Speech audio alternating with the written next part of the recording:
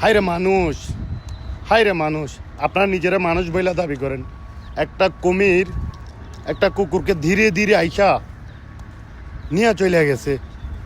ওই কুকুরের পা দুটোটা ভাইঙাও ফেলছেন আপনারা, ভাইঙা তারপরে ঘাটে রাখছেন। ওই কুকুরে বাঁচার জন্য আকুতি মিনতি করতেছে, সামনের দুটোটা পা দিয়ে বাঁচতে পারে নাই। আপনারা কেউ শুনেন নাই, কেউ বাড়ান নাই সহযোগিতার হাত। কুকুরটা বাঁচার জন্য অনেক চেষ্টা করছে, ক্ষুধার কাছে করছিল আর্তনাদ। আপনারা শুনেন নাই। আপনারা মানুষ না, আপনারা মানুষ নামের পশু। এখানে যারা যারা ভিডিও করছেন তারা এক পশু, যারা এই কুকুরটাকে আঘাত করে ওইখানে ফেলাইছে তারা এক পশু। তাদের সবাই উচিত, তাদের সবাইরে আসলে আইনের আয়ত্তে আনা উচিত, সাজা দেওয়া উচিত। আর ভাই আপনারা তো দেখা যাবে যে একটা মানুষটা যে 3-4 জন মানুষ মারলে আপনারা তখনও বাঁচাইতে যাবেন না, আপনারা তখনও ভিডিও করবেন। এগুলো তো হইতেছে, দেখতেছি। সে তো একটা পশু, নিষ্পাপ পশু, সে বোবা, সে কথা বলতে পারে না, কিন্তু তার যে একটা বাঁচার ছট্টারও ওইটা যে আমরা দেখছি, ওইটা তো আমরা দেখছি, কিন্তু সে তো বাঁচতে পারে নাই, কারণ তার পিছনের পা দুটোটাই ভেঙে দিছে। সে চাইলেও উঠতে পারতেছে না।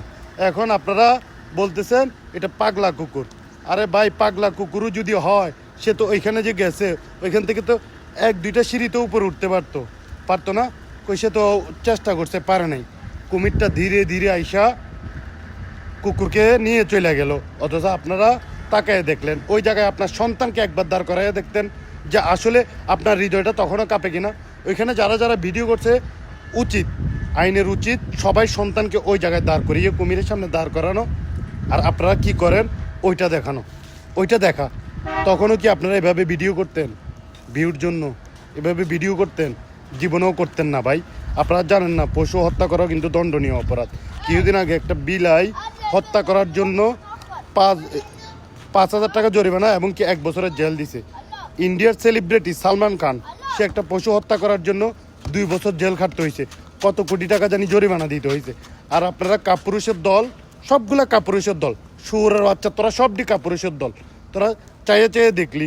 আর এখন লাস্ট পর্যন্ত ধামা চাওয়া দেওয়ার লেগে কইতেছ কি, এটা বলে পাগলা কুত্তা, এটা নাকি মানুষটা কামড়ায়।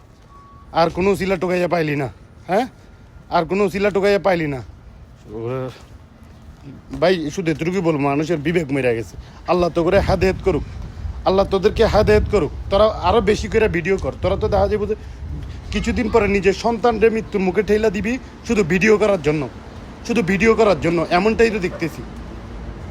আল্লাহ মানুষের বিবেককে জাগ্রত করুক, আর কিছু বলার নেই।